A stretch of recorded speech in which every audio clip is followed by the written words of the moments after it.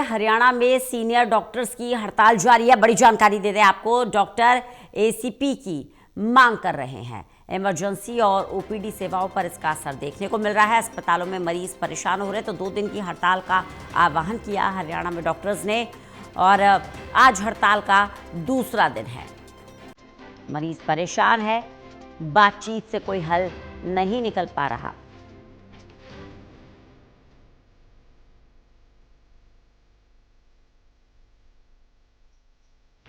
अपनी मांगों को लेकर डॉक्टर्स अड़े हुए हैं और आपको बता दें कि कल भी हड़ताल थी। ऐसे में स्वास्थ्य सेवाएं ज़्यादा प्रभावित ना हो, इसके लिए पैरामेडिकल स्टाफ लगाया गया था। देवेंद्र कथूरिया हमारे साथ, हमारे एसोसिएट एडिटर जुड़ गए हैं ज़्यादा जानकारी के साथ। देवेंद्र, आज हड़ताल का दूसरा दिन, सबसे पहले ये जानना चाहेंगे पहले दिन की ओवरऑल हड़ताल का कितना असर हरियाणा में देखने को मिला? देखिए रंजना, कुछ अस्पतालों में स्थिति नियंत्रण में रही, लेकिन कुछ में हालात खराब भी रहे। दरअसल मेडिकल कॉलेजेस जो है हर जिले में सरकार ने बनाए हुए हैं, कुछ चल भी रहे हैं, कुछ निर्माणाधीन है। तो जो इंटर्न पे हैं एमबीबीएस के, वो और पैरामेडिकल स्टाफ को तो एक्सपीरियंस होता है, जिन्होंने एक्सरे करने हैं या डॉक्टर्स की मदद के लिए होते हैं। तो कुछ अस्पतालों पर असर पड़ा भी है, खासतौर पर इमरजेंसी और ओपीडी में हर अस्पताल में सैकड़ों की भीड़ होती है, जो जिला अस्पताल है, क्योंकि पूरे जिले के लोग आते हैं, गरीब लोग जो प्राइवेट अस्पतालों में नहीं जा सकते या जिनके पास संसाधन नहीं है। तो ओपीडी क्योंकि सैकड़ों की रोज होती है, ओपीडी की सेवाओं पर असर पड़ा है। और पोस्टमार्टम पानीपत में कल नहीं हुए, क्योंकि बहुत सारे हाईवेज पे एक्सीडेंट भी होते रहते हैं। 2-3 पोस्टमार्टम के केस तकरीबन हर रोज आते हैं। कल पोस्टमार्टम पानीपत में नहीं हुए थे और ओपीडी पे असर पड़ा है। ओपीडी पूरी नहीं हो पा रही क्योंकि भीड़ ज्यादा है, डॉक्टर्स या उनको अटेंड करने वाले कम है। और तीसरा इमरजेंसी, जो इमरजेंसी में केस है जिनको फौरी जरूरत है। हालांकि HCMS Haryana civil medical services जो सरकारी डॉक्टर है, उन्होंने कहा कि इमरजेंसी को हमने छूट दी है, लेकिन तब भी डॉक्टर्स की कमी तो है ही। इमरजेंसी में डॉक्टर काम कर रहे हैं, लेकिन जितनी जरूरत रहती है उतने मुताबिक नहीं है। तो कुल मिला के मिला जुला असर रहा है। हड़ताली डॉक्टर की 2 दिन की हड़ताल थी, HCMS जिसको कहते हैं हरियाणा सिविल मेडिकल एसोसिएशन, सरकारी डॉक्टर्स की। तो उन्होंने 2 दिन का ये कहा था, हम काम करेंगे, हड़ताल करेंगे। आज दूसरा दिन है। पहले दिन तो कट गया, लेकिन आज परेशानी तो है ही। कुछ जगह है, कुछ जगह स्थितियां ठीक भी हैं, लेकिन अगर आज दूसरा दिन है, शाम तक या दोपहर तक सरकार इनसे बात नहीं करती, हेल्थ डिपार्टमेंट की जो हायर अथॉरिटीज चंडीगढ़ में बैठे हैं, कोई मीटिंग नहीं होती, कोई रास्ता नहीं निकलता, तो अनिश्चितकालीन हड़ताल की बात कह रहे हैं डॉक्टर कि हम अनिश्चितकालीन हड़ताल पे चले जाएंगे, दबाव बना रहे हैं। तो दूसरी ओर जो मेडिकल कॉलेजेस हैं, जो मेडिकल के स्टूडेंट्स हैं और जो आयुष्मान का इलाज करते हैं, प्राइवेट अस्पताल जो डॉक्टर सरकार के पैनल पर हैं, जिनको सरकार पेमेंट करती है, उनके पास पेशेंट्स आते हैं आयुष्मान योजना के तहत। कुछ प्राइवेट अस्पतालों से भी डॉक्टर बुलाए गए हैं, वो भी आए हुए हैं, मेडिकल कॉलेज की हैं, पैरामेडिकल स्टाफ है। जो जरूरी चीजें हैं, जहाँ प्राथमिकताएं हैं, वहाँ ज्यादा गौर किया जा रहा है। आज दूसरा दिन है, देखते हैं हड़ताल खत्म होती है कि नहीं होती। सरकार वार्ता नहीं करती या वार्ता विफल रहती है, तो ऐसी स्थिति में हड़ताल ये कल से फिर आगे भी चलेगी। ये बड़ी जानकारी है कि अगर आज बातचीत में कोई समाधान नहीं निकलता तो हड़ताल आगे भी जारी रहेगी। ऐसे में सरकार की तरफ से क्या तैयारियां की गई है, क्योंकि हमें समझना पड़ेगा, एसेंशियल सर्विस है देवेंद्र, ये लोगों को परेशानी हो रही है। आप 2-4 दिन पैरामेडिकल स्टाफ से काम चला लेंगे, लेकिन जो सीरियस केसेस हैं उन्हें कैसे हैंडल करेंगे? देखिए, जो हड़ताल पे गए हुए डॉक्टर्स हैं, उनका ये कहना है कि हम क्वालिफाइड हैं, स्पेशलिस्ट हैं।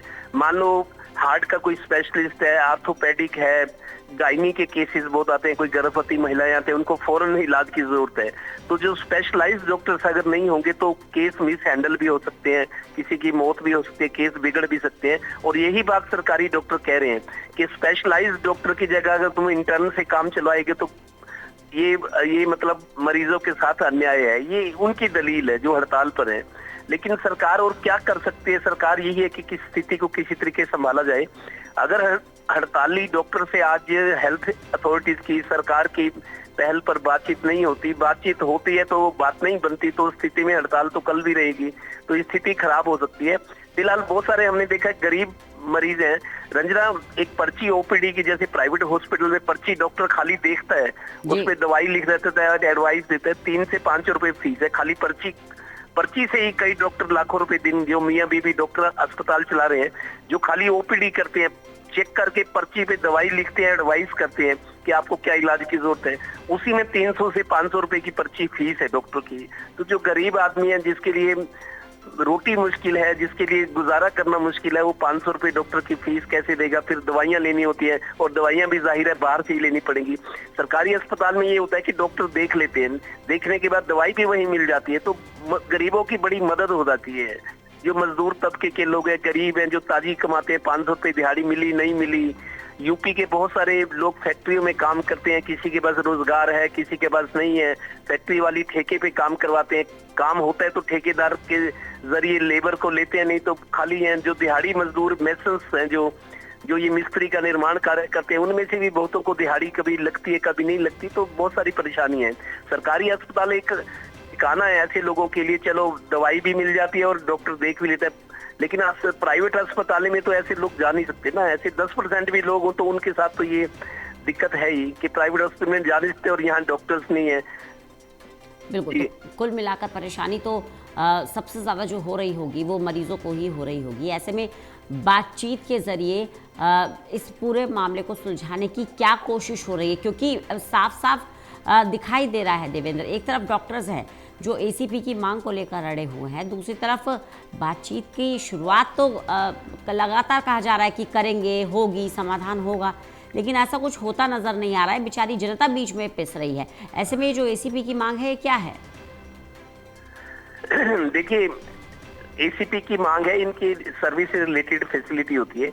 दूसरी बड़ी, सबसे बड़ी मांग जो रंजना है वो ये है, मेरे को याद है 2 साल पहले भी डॉक्टर हड़ताल पर थे, 2-2.5 साल पहले मैंने कि इंटरव्यूज किए थे, तब भी इनकी मांग थी कि जो SMO, senior medical officer, SMO की सीधी भर्ती की बात है। 2 साल पहले भी हड़ताल की थी, सरकार ने आश्वासन दिया था, तब मनोहर लाल जी मुख्यमंत्री होते थे, भाई एसएमओ की सीधी भर्ती को हम रोकेंगे, आपके मांगों पर विचार करेंगे। 2 साल पहले भी इन्होंने हड़ताल की थी, लेकिन एसएमओ की भर्ती पर सरकार अब भी अड़ी है।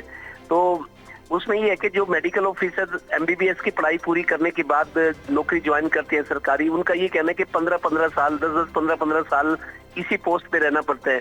एसएमओ सीधे भर्ती को आते हैं, जबकि इनको एक्सपीरियंस होता है, ये प्रैक्टिकल कर चुके होते हैं कई सालों तक।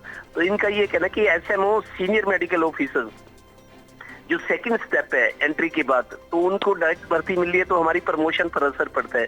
तो एसएमओ की भर्ती ना हो, इस भर्ती के खिलाफ इनकी हड़ताल, सबसे बड़ी मांग तो ये है, एसीपी की मांग है। बाकी ये है कि अस्पतालों में ओवरलोड बहुत है काम का, बहुत सारे, एक एमबीबीएस डॉक्टर को ओपीडी करनी पड़ती है, ऑपरेशन करने पड़ते हैं, पोस्टमार्टम करने पड़ते हैं। वीआईपी कोई मंत्री आ जाए, उसकी ड्यूटी में 4-6 घंटे लगते हैं, मंत्री जब तक रहेगा उसके साथ रहना होता है। और फिर कोर्ट केसेस होते हैं, एक बहुत सारे केस चलते हैं, डॉक्टर को कोर्ट केस में भी वहां जाना होता है, अटेंडेंस होती है, वहां भी 2-2, 4-4 घंटे लगते हैं। तो वो काम का बोझ ज्यादा ही तो है, और डॉक्टर पूरे हैं नहीं।